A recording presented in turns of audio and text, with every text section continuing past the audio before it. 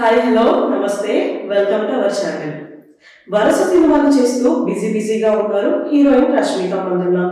తను ఇప్పుడు అంత బిజీగా వేరే ఏ హీరోయిన్ లేదనే చెప్పుకోవచ్చు.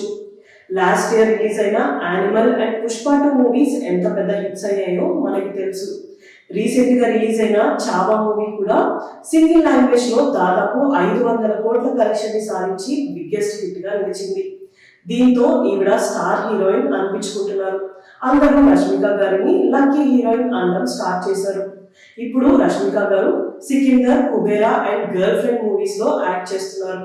ప్రెసెంట్ ఈ మూవీస్ షూటింగ్ లో ఆవిడ బిజీగా ఉన్నారు. ఇవే కాకుండా ఇంకో 3 సినిమాలు కూడా చేస్తున్నారు అని టాక్ అయితే వినిపిస్తుంది. ఇదంతా చూస్తుంటే ఆవిడ నెక్స్ట్ 3-4 ఇయర్స్ వరకు చాలా బిజీగా ఉన్నారు అని చెప్పుకోవచ్చు.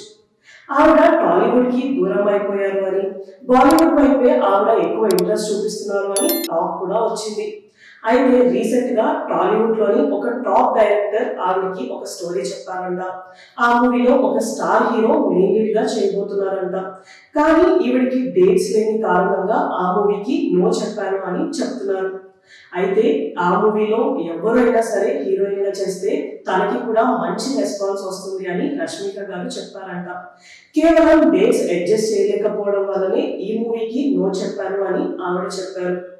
ఏదేమైనా ఆవిడ లక్కీ హీరోయిన్ అనిపించుకోవడంతో చాలా మంది డైరెక్టర్స్ ఆవిడతో వర్క్ చేయాలని చూస్తున్నారు. ఇప్పుడు ఆవిడ నెక్స్ట్ మూవీ ఎలా ఉండబోతుంది ఏంటి అని అందరూ ఎదురు చూస్తున్నారు. ఇలాంటి వీడియోస్ కోసం మా ఛానల్ ని సబ్స్క్రైబ్ చేసుకోండి. Thank you for watching.